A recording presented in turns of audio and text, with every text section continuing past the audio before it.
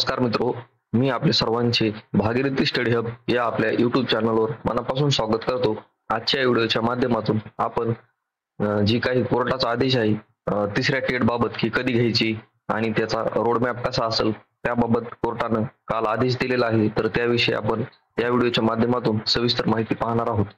तत्पूर्वी आपण जर चॅनलवर नवीन असाल तर आमच्या चॅनलला सबस्क्राईब करा, जेणेकरून आपल्यापर्यंत शिक्षक भरतीबाबत प्रत्येक अपडेट ही वेळेवर पोहोचली जाईल। तर चला सुरू करूया मित्रो। आज हे लोकमत पेपरला आलेलं एक न्यूजचं एक कटआउट आहे, ज्यामध्ये जी काही आपली थर्ड टेट आहे ती कधी होणार आहे त्याविषयी माहिती सांगितलेली आहे। तर जी काही आपलं संभाजीनगर आहे, संभाजीनगर जे काही खंडपीठ आहे त्या खंडपीठामध्ये एक याचिका दाखल केली। तर ती याचिकाकर्ते कोण होते, तर गणेश शेटे आणि ॲडव्होकेट सिद्धेश्वर ठोंबरे सर या दोघांनी खंडपीठामध्ये याचिका दाखल केली।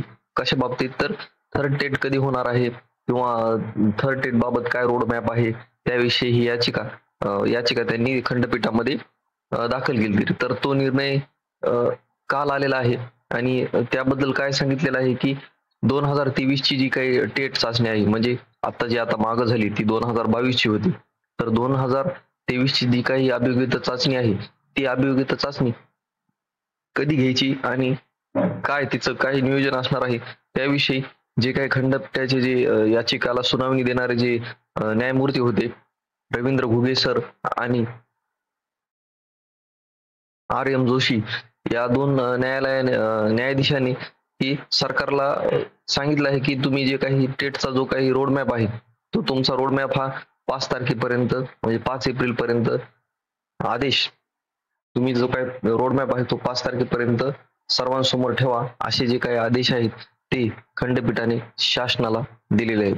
मित्रो, जे आता आदेश दिलेले आहेत याचा अर्थ असा होतो की 5 तारखेपर्यंत सरकार जे आहे ते तुमच्या नवीन टेटची जी आहे ती घोषणा करू शकतं किंवा लेट पण होऊ शकतो। आता हा रोडमॅप सादर करण्यासाठी सांगितलेला आहे, तर आपण पाहिलेलं आहे की अगोदर सुद्धा शासनाने 2022 ची जी काही टेट होती त्याबद्दल बरेचसे रोडमॅप जे आहेत ते सादर केले, पण त्याची काही अंमलबजावणी केली नाही।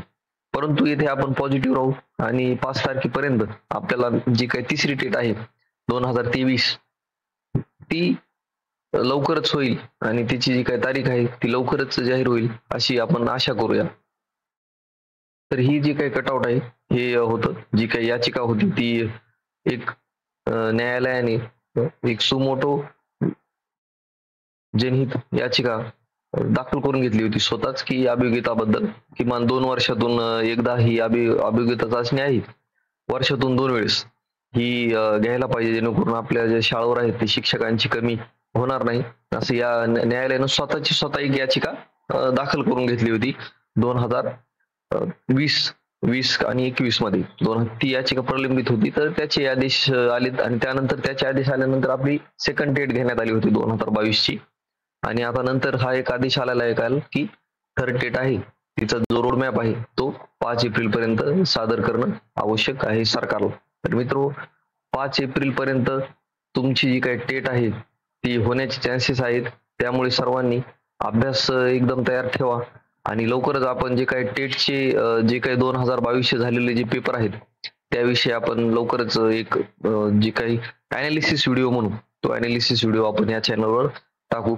तर आमच्या चॅनलला सबस्क्राईब करा। जय हिंद, जय महाराष्ट्र।